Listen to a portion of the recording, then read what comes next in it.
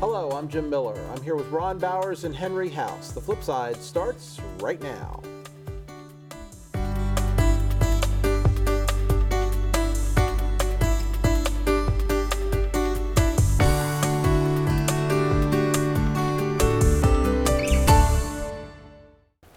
Welcome to the show. Well, we have with us tonight Garrison Plessinger. Garrison is the, can we call you a new director Sure, at the absolutely. Washington County Regional Airport? We heard some news this week about losing some passenger service, so let's start there. We're going to get into all of the other things that the airport is. Absolutely. So let's start with that. Let's talk about the loss of the commuter service and what that means. Yeah, so we're losing our EAS service, which is Essential Air Service. And essentially that is our commuter service, our daily flights to Pittsburgh and Baltimore via Southern Airways Express. So the DOT is taking back the subsidy for that program. Therefore, Southern Airways will be pulling out as well. What's the appeal that you're on now with that? So basically, we're working with our legal counsel to appeal the termination notice. So we're fighting to keep and retain the service. And what was the premise that they decided to withdraw the subsidy? It was the 10 enplanement. So we were a little below in 2018, but the thing is fiscal year for the federal government in 2019 is already over as well, but we are completely compliant with 2019 data. So they're making decisions off of old data, more or less. Okay, that seems a little strange. So we our usage of the service is increasing. Yep, absolutely. But it's still being taken away. Right. I mean, the EAS service in Hagerstown has struggled quite a bit the past few years, and we've made some changes this past year since myself coming on board, and some changes in marketing and pushing our commuter service, and those efforts have paid off. And so now we are completely compliant with the EAS program. Unfortunately, the DOT is looking at the 2018 data.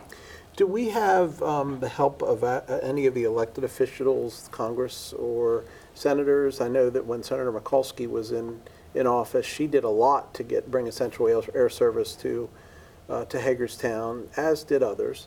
What is their input on it, or what is their? Yeah, they've been very helpful in support and lobbying our efforts with the DOT. You know, Trone's been working with us, and Senator, as well as Senator Van Hollen. So I mean, we're going really well. At least we have background support with them. It's just as far as, you know, getting through to the DOT more or less has been difficult for us. And do we think that this could be, assuming that it doesn't go our way, is this something we would reapply for at some point? There is no reapplying for the EAS service, and as far as we've received our waivers year after year, so my personal opinion, if we don't retain it this year, it's about it. Okay. Yeah. So that will be kind of the death knell to commuter air service within. Correct. At least daily commuter service. I'm more or less without subsidy. So if another carrier wants to come in without subsidy, that'd be great. So what does it cost if I wanted to fly to BWI to catch a connecting flight, or to Pittsburgh? What would it cost the commuter now? Yeah, so the lowest fare structure right now is $19. So it costs $19 to fly into Baltimore. Wow. You can't even park at BWI for. No, and I actually used that service last week when heading to an airport, the Allegiant conference in Vegas. So it was very slick and beneficial. So speaking of Allegiant, just because we're losing, there's a lot more going on at the airport than just the commuter service. Let's stay on the passenger side, though, and let's talk about Allegiant. Yeah, Allegiant's going great. Like I said, we were just out there for a conference here a few weeks ago in Vegas, and they were very happy with our numbers. And so everything that we had this year will be coming back. So Myrtle Beach is coming back, St. Pete Clearwater seasonally as well, and we're still keeping St. Pete Clearwater year-round. So the Allegiant service is going great and is continuing to grow. Okay. Yeah. I want to go back to Southern. What was the ridership on Southern when it was terminated using year-old figures? What was the actual ridership? Yep, so it was a little under 6,000 people. So the enplanements is you have to have 10 enplanements per day. And so we met that for 2019. We were a little over 6,000 for there. So we barely missed it in the 2018 mark. Hear what he's saying. They're making it. Everything is right. the federal government comes in and uses 2018 facts. How do you do this that we're not shortchanged? We've always gotten shortchanged on this commuter service, always. There's always been a problem for whatever reason. Right. Can we understand why? I can't speak to past years, but at least moving forward, like we've put a lot of effort into marketing and making sure that people in Hagerstown know how easy it is to fly out of here and to meet your connections, and whether that's Baltimore or Pittsburgh. And so I think those efforts are going really well. Yeah, that would seem to me to be a fairly easy thing to argue that they weren't using the most current numbers. And I'm sure that's what your legal counsel is doing now, is that right? That's correct. Okay. When do you expect that appeal to be settled? We're hoping to hear at least more about the stay by the end of the week. So we're asking for a stay to retain the service until we can the DOT can reconsider. Okay. Now, a question. Other regional airports, were there any that were, is that public data that you can say, well, gee, this airport in this community was in the same boat that we are, but they got it renewed? Or was it straight across the line of No, everyone below this absolutely. bar? Right. No, actually, some airports got the exception. The example is Victoria, Texas. They got one of the exceptions, and then they knocked us out as Hagerstown, and then actually Franklin, Pennsylvania as well. Franklin got the exception? No, they got the boot as well. Okay. Yep. Interesting. All right, good. So has the bar to get this service increased over time? You mean like the requirements to retain the service? Yes. No, there's always been that certain set of requirements. 10 enplanements per day. Correct. Okay. Yeah. Okay, interesting. Now, with your 10 enplanements per day, with the parking situation that Hagerstown Regional Airport has, as you market, is there another area of marketing that you can try that really brings more people in regionally? What is your region? What is your, I guess, your district or area that you market? Your region? So I mean, we see passenger traffic up from Franklin County. We see passenger traffic down into Frederick, actually, as well. And then we also see it in Martinsburg. And so it's basically the tri-state area here is what we're seeing. Does Frederick have essential air service? They don't. No. Interesting. No. And no one out west of us does either? There are a lot of communities throughout the United States that No, have I was essential just air talking service. in the Maryland area, Cumberland. I don't believe so, no. Okay. No. So what else on the passenger service side, and let's go back to Allegiant for a minute. So talk to us about the specific flights and opportunities there are with Allegiant in season this year. Yeah, so I mean, currently we're running 3 flights a week right now to St. Pete Clearwater to Orlando Stanford. And those Orlando Stanford flights fly year round. They fluctuate between 2 and 3 times a week depending on if there's like a holiday or anything like that. And then seasonally we have St. Pete Clearwater and then also Myrtle Beach. Those will be starting in June. Wow. Yeah. Ever going to have anyone's go? I know Allegiant has a big base in Las Vegas. Yes, Okay. they do. You know, even a once a week thing might be. Right, Yeah. right. Yeah, I mean, air service out west would be phenomenal, at least from my standpoint. I love the western part of the United States. It's a huge playground out there, but as of now, there's no opportunity for that currently, but we would always love more service. Are we doing any sporadic international flights out of Hagerstown now? There's no international flights out of Hagerstown, at least commercial service-wise. Is there any special? Because in the past, Senator Mikulski could bring in, you know, your folks that did your, what are they called, your, that you have to check, custom inspectors and things like that. The custom inspectors would come in and do the checking, take planes to Bermuda, take planes to a couple other places. No, so Hagerstown doesn't have Customs and Border Patrol, so they would have to stop somewhere before coming to Well, they would Hagerstown. bring them into Hagerstown then. Yeah, they would have to stop somewhere else in the United States that has Customs and Border Patrol, then they could fly back into Hagerstown. Okay. Yeah. That makes sense. Yeah. Yep. What about on the commercial side? How is Hagerstown faring there? Yeah, so the business part of it, right? So, Yes. yeah, I mean, the majority of the Hagerstown traffic is businesses, right? So a lot of what people see is just the passenger side of it, because, you know, we're just right here at the terminal. It's more the public side. But we had an economic impact study, and the study had estimated around 130 million of revenue generated from the Hagerstown Regional Airport. Wow. Which is huge, and which contributed into about 22 million in local, state and local taxes. So it's a huge economic driver for the county.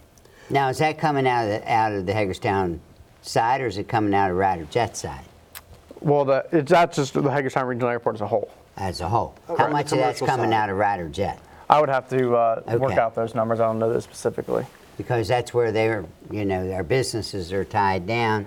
Yep, our Ryder Jet Centers are a huge FBO. They do a lot of sales and fuel and things like that. So yeah, they have a huge impact as well. What about, are there numbers to suggest employment around the airport at these various businesses? Do you have those numbers? Yep.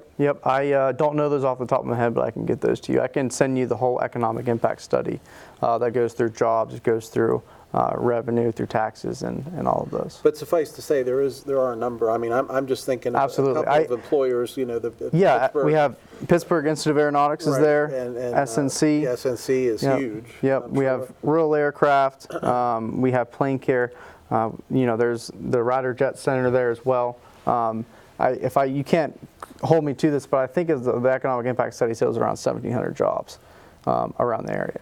Wow. Yeah, And that was those are impacted. split up among smaller companies, so Yes. from an economic standpoint, I mean, I know it's great to have the Volvos and the Yep. First Datas, now Fiserv, but that, you know, that's 1,700 jobs among smaller companies. So if you lose one, it's not as It's not as much of an impact, but I mean, we Although still have huge businesses on the airport. But the reality is, we haven't lost those airport businesses in Right. some time. So Right. they're very stable employers as well. They are. That's Yes. great.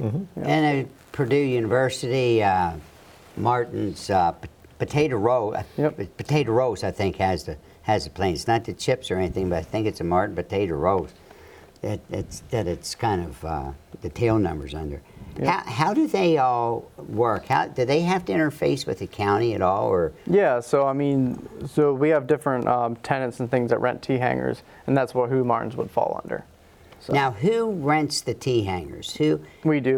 Okay, my now team who does in that. your operation is in charge of the T-hangars, keeping them clean, keeping them mowed, keeping them cleaned out, ensuring and inspecting to ensure there's nothing in there that's not supposed to be? Right, yeah, my maintenance team takes care of all the maintenance and everything on the airfield and inspections in the T-hangars. Our operations coordinator also does a lot of coordination on the leasing of the T-hangars as And well. how many acres are you responsible for? Acres? Yes. I'm not sure how many acres the airport actually is. You can't hold me to that. A bunch. Yeah, absolutely. It's not a small property, right? It's not. No. I thought you would know that, Ron. Now, here's a silly question. How did you get involved in this? Yeah, so I mean, I grew up in the area. I grew up in Pennsylvania, and so I always knew this is the area that I wanted to live and come back to. And so it just happened to be that I was in the aviation industry before. I worked with SkyWest Airlines as well as American Airlines in both of their network planning departments, which is basically planning and scheduling all their aircraft. Just decide where to go, how many times to fly it, and when to fly it. So it was very interesting. Yeah. So what do you see next for the airport? Do we see continued growth on the commercial service? Yep. What opportunities are out there? Is there still land and facility space available out there? There are. We actually have about 40 acres ready to develop there north of the runway there, as well as we're excited the Fairchild facility is actually under new ownership, and so we've been working with him, and he's starting to fix it up and rent out space there as well. Now, who is that? Did they buy from Peterson, or did Peterson keep a portion of it and buy some others? I'm not sure exactly how that went down. I know that they didn't buy the entire building. They didn't buy the office space in the front. I think when that was foreclosed on, I think the bank bought that back. But then his name is Michael Langer, who bought the other part. He's a real estate investment out of New York. Yeah. So what makes, you know, you look at Frederick and you look at some of these other potentially larger communities that don't have the commercial the footprint of in their aviation facilities that we do. What makes Hagerstown special? What makes us what makes us attractive to those commercial industries? Yeah, I mean, I think it's the thing that's unique is having it up in Washington County that you know, business here is booming and it's growing, and so the airport is just one more place to conduct that business. As far as, you know, Frederick's in a unique position because they're so close to DC. We're a little bit farther away, and at least the rural part of it has at least appealing to me. Okay. Yeah. Perfect. Go ahead. One of the areas that really concerns me now and in the past 10 years is the tower. The tower can't see the buildings, cannot see the total end of the east airport runway. Right. And there were several efforts to have that tower, you know, enlarged or made higher. When RyderJet built their building, 40 feet of that building has been built with a base and the elevator system to add 80 feet of new tower space on it. That tower space going after it has died. Is there a reason the airport board, you, the county government is not pursuing that airport tower? Yeah, I mean, that's an interesting topic that hasn't been brought up a lot. At least from my previous experience, a lot of things are going digital as well. So we're seeing a lot of digital towers, which are a lot more cost effective than a brick and mortar. And so, but that also struggles with, you know, is the technology going to, you know, be sufficient and reliable? So they're still working things like that out. But as far as, you know, being able to see the different parts of the runway and things like that, it's much more convenient being able to have it right there in a screen as a monitor instead of actually having to, you know, walk around the whole tower. Yeah, so we're not necessarily, the airport isn't looking at those options because that's more of an ATC tower and the federal government kind of a thing. Use that acronym. Yeah, ATC is the air traffic control. Okay. Yeah, and so that's not necessarily out of the realm of the Hagerstown, but it's more of a federally funded situation. So the ATC tower is federally funded currently.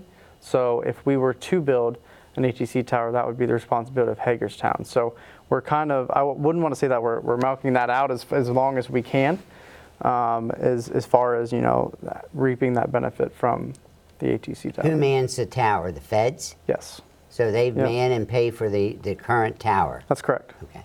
If that tower isn't in operation, is it still operated out of Martinsburg or where?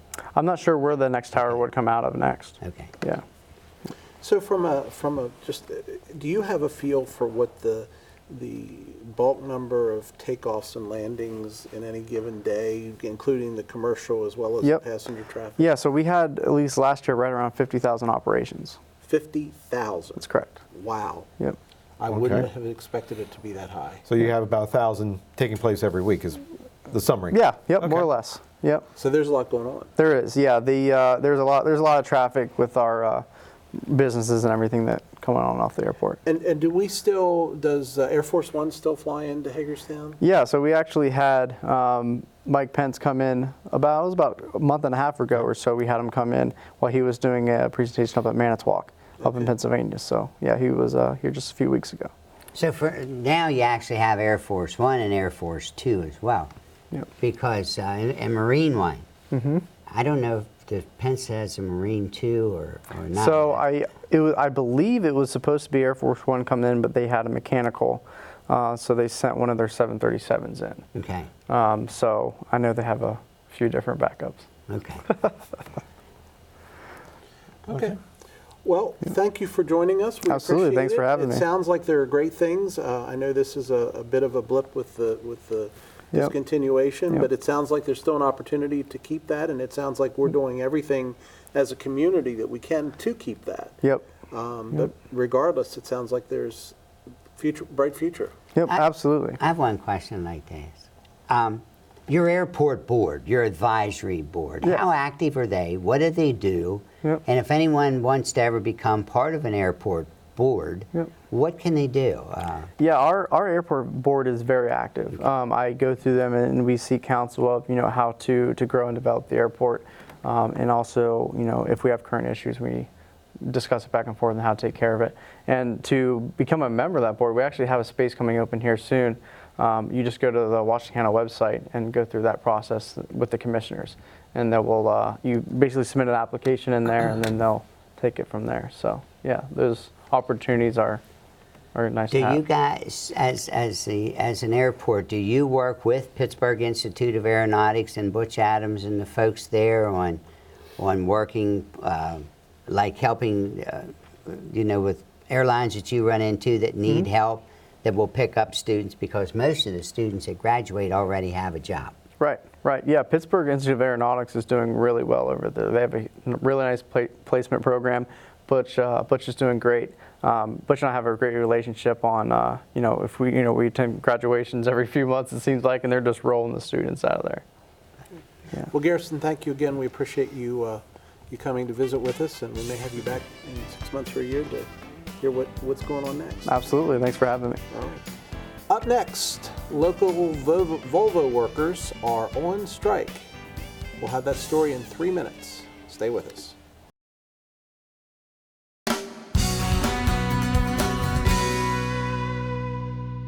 Welcome back. So as of this taping, Volvo is on strike. Ron, what do we know?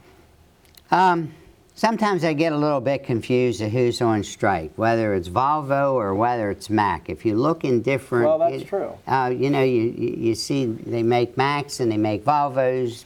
Mack is the sister company of Volvo, and sometimes it gets confusing, and I'm retired from there. And if you look where their plants are in Macungie and in Allentown, here in Hagerstown, and down in Florida, I see nothing but Mack. But no, they went out, Sunday night, and they're still on a picket line. And the things that they're looking for, I think one of the main things is forced overtime, where it says maybe for 2 days a month, they're going to say you have to work a Saturday or you have to do certain things. And then it's a proverbial age-old takeaway benefits like health care and that type of thing. But I think Healthcare and job security. Yeah, and the things that I read. Yeah, and I everything that I've heard, things were amenable. Local 161 and the UAW out of the major headquarters has always had an excellent relationship with Mack, and I look forward to for them to get a lot of the things that they want, and to have a contract wrapped up very, very quickly, especially if this national contract, which could be by the time this is aired on Thursday, that national contract with GM may be already signed and ready for a ratification vote. Given the relative happiness of the negotiations, or the progress of the negotiations so far, are you surprised they went on I strike? think it's in solidarity with their union brothers and sisters and the whole UAW when GM went out and when GM couldn't settle. Unions are good because they stick together. I know before there were times that they stuck together in uniformity. Now you're saying in solidarity with but GM's benefit package is different than the compensation package that is set up through Volvo/Mack. So I don't understand the solidarity part. And my other question would be, as we're tossing this out, is what about people like you? You earned your pension through Mack. You're still receiving benefits. And I have family who retired from Mack, and they keep seeing their stuff whittled down as other things get bloated. So do they forget the workers who actually served and toiled to build the company up to where it is today, in taking care of those on the line? And would we have had a strike 5 years ago when the economy was still struggling versus now the economy is booming and there's not a large labor market out there? I'm not sure what your question is. Oh, there's multiple questions there. Okay, multiple questions. Number one, there is an agreement, which is an international agreement of major issues. which might be healthcare and other things. Then there's a local agreement with a local job security with forced overtime and that type of thing. There are two different types of agreements. So one comes out from a national agreement. The GM agreement may have relations to things that MAC will get under a master agreement with the entire UAW. So there is a master agreement. So there's a master plan with UAW that their goal is these benefits for their membership. Yes, Okay. to everybody. Right. And then it comes down to the local negotiations for local Hagerstown issues and local 171 issue, or whether they're in Xerxes, or Xerxes is part of local 171 United Auto Workers as well. So, Henry, what's your take on this? I mean, I've looked at it from a management point. I don't know, and it was a question I posed to Ron just a couple seconds ago. Would they be taking the same position if it was 5 years ago and the economy was struggling versus today? The economy's booming. You know, it's obviously they have a good working relationship. Ron, when was the last time that we had a strike in Hagerstown? I want to say 84. No, it was sooner than 84 is that. the last one that I remember. Okay, I think there was one probably in the early 90s. Maybe But 94. they've been pretty... Yeah, pretty steady. Yeah, and you know, Mac's been a steady, reliable employer in our community, and it's good to see that they have a good relationship. But you know, I go back to the benefits of those who have retired from there, and the way they watched their benefits have ebbed away as more benefits come. You know, they're taking care of those who are working today.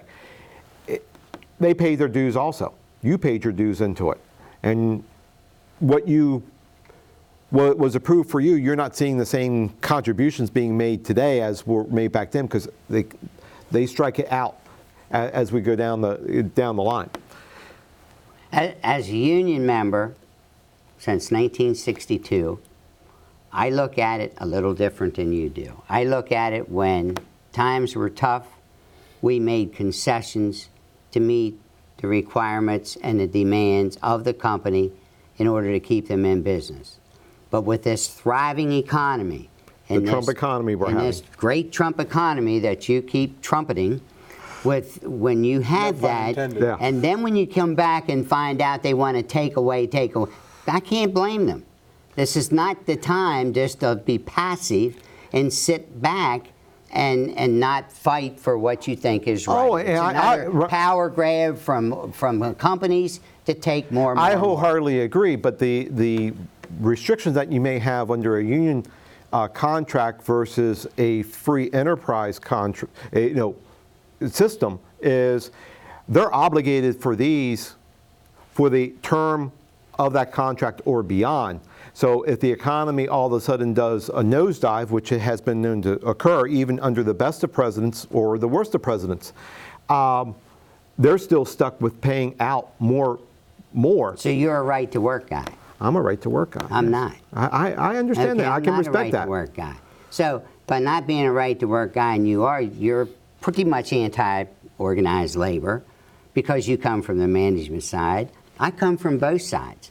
I've served in many organizations in county government, etc., which is from the management side. When I'm for management and working and making decisions for management, I'm going to react accordingly. I'm not going to act as just as a labor guy, but I'm going to try to negotiate with my labor people if I'm in management to be fair with them, to give them not what they're doing now, which is a grab to take away because you see a better chance of making money. Do you realize that the UAW and the companies that they have are competing against overseas markets, and we have all American union, union wages, union rules and regulations, and we still can outcompete the foreign market. So let me ask you this, Ron. If you were to interview 500 people, and forget about whether they're union, non-union, whatever, management or non-management, how many of those 500 would you think would respond to the question, are you paid at the level you should be? And are your benefits at the level they should be? How many do you think of those 500 would respond in the affirmative? And how many do you think would say, no, I'm underpaid and I need more benefits? Well, if they're not in manufacturing, they're going to not have the benefits that they want and the pay that we want. We hear that all the time. People leaving jobs because they don't make money. People working 3 jobs because they need money. Families that work, and there may be families with people having 5 jobs. What percentage of the 500 do you think would respond that, yes, I make enough money, I have enough benefits? Not near as many as you think there would be. No, I think the number would be extremely small. I don't think there would be a lot. I think most people think they are worth more than what they're getting paid. Whether they are or not is even if they make good money, they're not satisfied. Exactly. Okay. So at some level, and you know, the whole union effort came about as a result of clear issues on the corporate side with 80-hour work weeks and so on and so forth. And safety. You're forgetting public safety. Absolutely. You're a good point. You're forgetting public safety. Huge element of it. Do you think that at Volvo, at GM, do you think those safety issues are at the same level that they were when unions were organized? We are still organized. I think they've been able to keep those organizations through the international UAW. Are there as many safety issues today as there were then? Well, absolutely not, because you're bird dogging them constantly. You got your union officials making sure that they are abided by the safety right. That's why the federal laws and things change for safety reasons. And this is not me espousing there shouldn't be unions, okay? I'm going to underscore that. If you woke up tomorrow morning and there wasn't unions, do you think we would revert to the situations we had in the early 1900s about the dangerous work conditions, the abusive overtime, the labor abuse, the management essentially putting the thumb down on the working person and not giving them a chance to survive? Absolutely, they do it now. You think those non-union companies do it now? All non-union companies? I didn't say all. There are non-union companies now that take advantage of their employees. As a worker, the worker has the opportunity. They could go someplace else. Oh, that's always the answer. Well, if you don't like it here, go someplace. That's not the point. The point is everybody ought to operate under the same safety issues. Safety issues, absolutely. Couldn't agree more. But isn't that what OSHA's about? Well, how much has OSHA been gutted under this administration? We're not talking about that, Ron. And let's not bring Donald Trump into this. I never even mentioned. Has OSHA been gutted at all? Tell me. Do you know? That's not the question I asked you. Is OSHA responsible for occupational safety and health? Yes or no? They are. Thank you.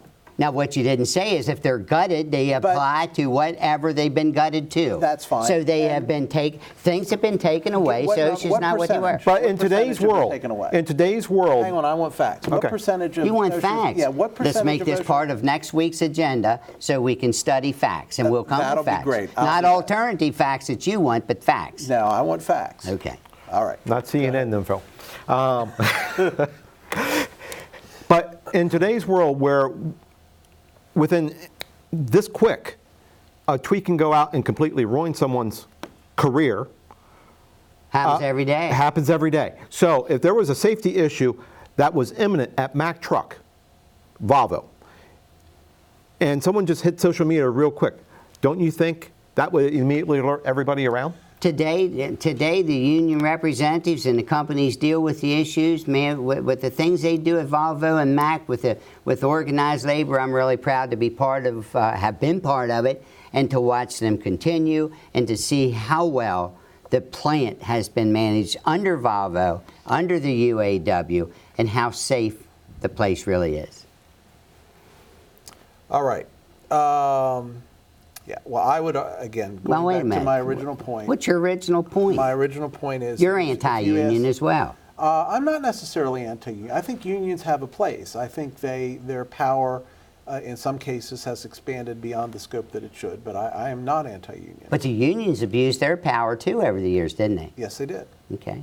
That was my point. And some of them got brought down. And my other point is, I don't care what business you go to, if you want to talk about concerns, it's about job security and it's about health insurance, because health insurance is a constantly increasing cost, and it's not increasing by 5 or 10% a year, it's increasing by 20, 25, 35, And why? 45. Why each year is it that? What's driving that Well, cost you know, up? I'm not. Litigation. There's a lot more. I can't speak with authority to why it's going up that fast. Clearly. It must be business doing it. Well, who's running it? Let's work with facts, Ron's, not opinions. Who's running healthcare? Insurance companies. Oh, is that a business? Yes, it is. Okay, it's not union, but they are union. Okay. They really are, because they all stick together. So it's the unions destroying healthcare. Is that what you're saying? Well, I think that's a little unfair for Ron to answer that when he's not in the insurance industry. Exactly. All right. My point is healthcare is going up, and you know, everybody. I was listening to a radio host on the way in here tonight, and he was saying that that we had all these double-digit increases since Obamacare took effect. Oh, We- that's right. that's- we had- wait, Oh, wait, wait, yeah. hold on. Yeah, they My did. point, Sure. you're gonna like this one. Obamacare, You're gonna like this one. He was all with the Can I problem. finish? Yeah, you can. My point is, I remember double-digit increases in insurance costs well before Obamacare. Oh, you did? As do I. Okay. Okay, and that's why I was going to correct you on. But we have gutted policies in addition to double-digit increases today versus what we. Perhaps it's part of the issue. Part of the issue is the fact that we are a very litigious society, and we give these $500,000 judgments for splinters and fingers. And do you realize that a lot of them come from a 6-panel jury that gave these millions of dollars of reward in a case? I can't speak with authority on that one. You can't speak with authority. No, I can't. All right, up next, we're going to talk about Fast Five. Stay with us. We'll be back from the break after these messages.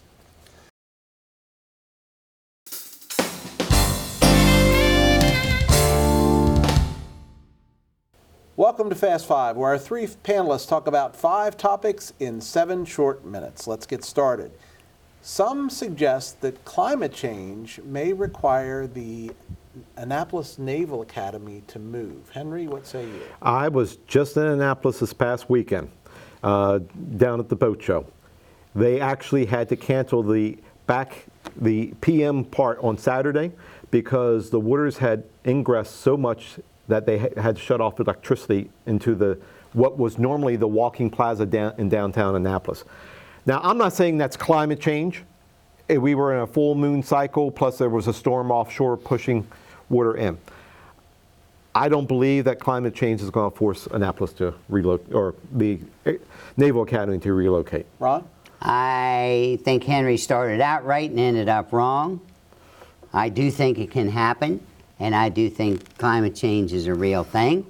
And I think the sooner we look at it and look at where the fossil fuels and burning it into the environment and what you do into the environment is creating problems. And as the ocean rises, there's a lot of major property that's going to be destroyed, and parts of Annapolis is going to suffer. You were the watching Bill Nye consequences. before you came over, didn't you? Never heard of it. Or Bill heard. Nye, the science guy. No. So, Well, you're not a scientist now. You No, don't I'm believe in not. science. I didn't say that. I bet your kids believe in I'm not a science. scientist. That doesn't Well, mean then I say don't you're a believe in science. scientist. You can go to church and sit in a pew and you're not a Christian either. That's true. You could be a Hindu, Muslim. Yeah. Ron, they're talking about this happening potentially by 2100, which at this point is give or take 80 years away. Can we really project anything 80 years out? Sure. We can. Well, What sure. have we successfully projected? Well, 104 years ago, the Maryland Theater was built, and we just put an addition. didn't project on it. that. So And yes, did you somebody can. 104 years ago say that, hey, in 2020 we're going to, or 2019 we're going to do a major renovation here because of a fire that's going to happen in 1970? Well, in 2069, there will be a time capsule open to tell you what we've done today and go into the next 40 years for 100 more years. Sure, you can do that. That's not difficult. It's not difficult to project 100 years out. No, we should be Yeah. in flying cars right now. Yeah. Yeah, George Orwell George 1984. Who Yeah, was that was George Orwell. that? George Orwell, 1984. Now, who was the one that had, I know when I was a kid, the cars had these cars of the future? And we're past already where they were, Buck Rogers and some of those people. Buck Rogers all those years ago, what they projected? They projected us doing this. All right. Governor Hogan continues the drumbeat supporting an impeachment inquiry, and there's a difference, not an impeachment, but an impeachment inquiry on President Donald Trump. Henry? I believe that the governor is appealing to his fan base within the state of Maryland. He doesn't have to worry about the ultra-conservative Republicans and alienating them because he has no more races to run in the state.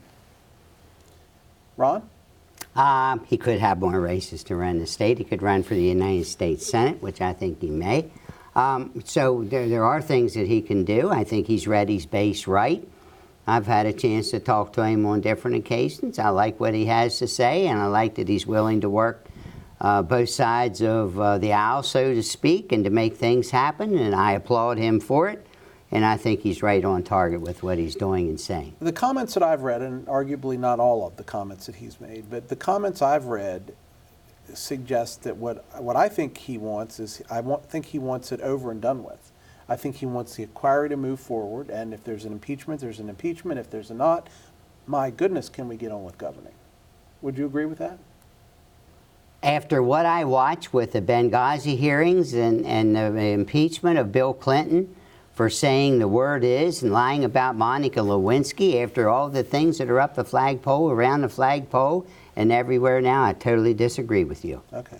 Well, luckily, we're not talking about Benghazi now, nor are we talking about Bill Clinton. Well, no, but we're not talking about Benghazi, and we're not talking about Niger, where under this current administration, 4 soldiers were killed. 1 was lost for 2 days in Niger, and I haven't seen one public hearing held on it. So and what does that have to do with the impeachment inquiry having to do Hogan's with stance? It had the same thing with Benghazi, and you just re-mentioned Benghazi in the years of hearing. You mentioned Benghazi. And so did you, and my point is... I said we're not talking about Benghazi. I was just responding the point to is you will hang up on one thing and gloss over another. Oh, my. Okay. All right, there was a loose alligator found in a Maryland pond. Ron, what do you think about that one? Somebody had a pet, wanted to get rid of the pet, dumped the pet in the pond. You can buy an alligator as a pet? I haven't seen the. Well, it's not legal, but somebody had a pet alligator. Someone must have gone down south and, brought it up. It's not. It wouldn't survive our winters Cold up here weather. anywhere. But at least it keeps the geese population down. And best case scenario, maybe we can move it to City Park, and then Hagerstown Report wouldn't be fictitious half the time on Facebook. There you go. There's Henry. See, Henry's got an answer for a lot of the problems. All right.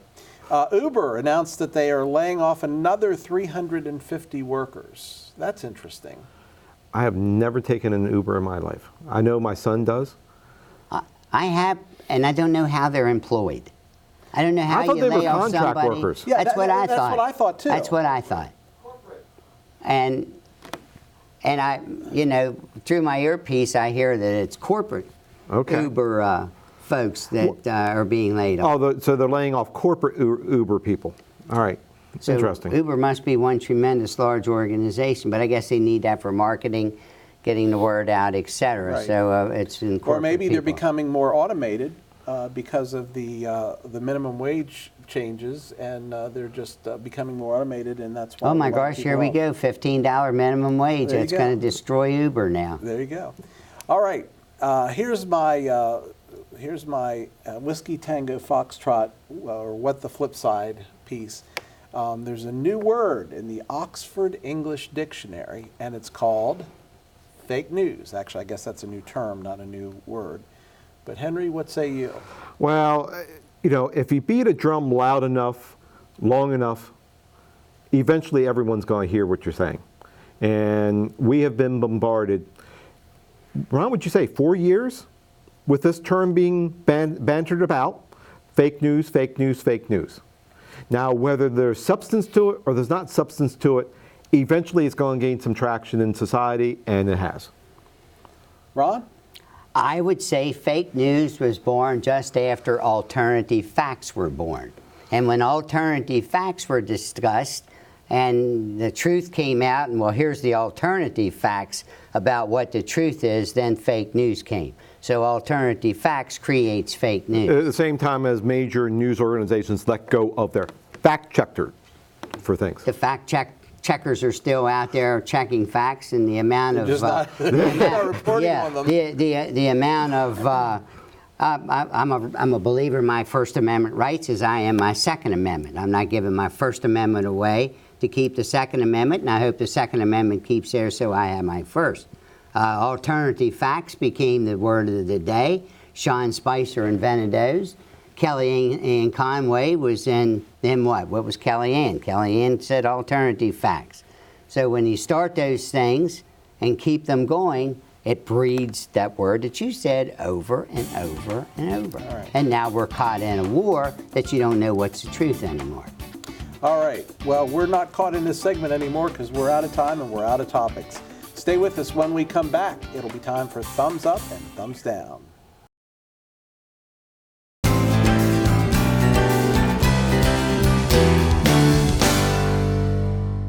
Welcome to Thumbs Up, Thumbs Down, where our panelists get to say what's on their mind for the week. Ron? I've been talking for a year and a half almost about the Maryland Theater, and last Friday, the 11th of October, the doors were open.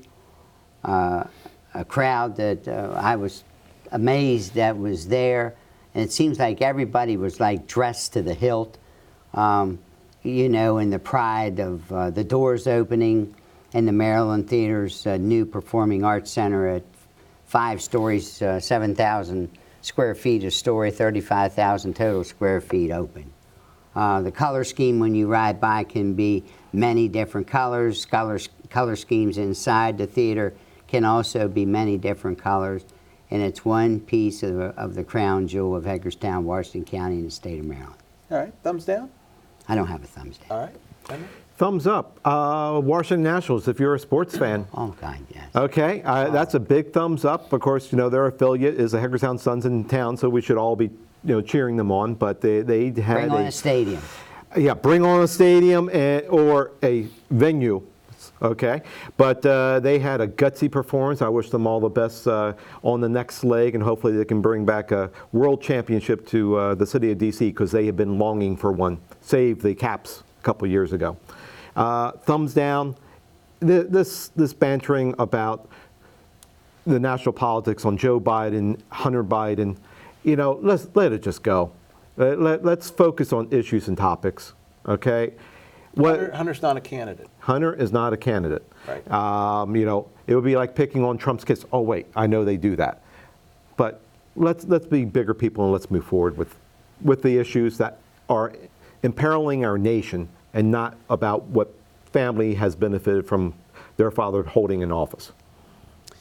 So my thumbs up is around volunteerism. And Ron, I'm going to tell a story on you. When I called you on Friday, and I don't remember what I called you about, but where were you on Friday when I called? You were at the Maryland Theater. And you were wiping down something or cleaning up something or getting something ready for the...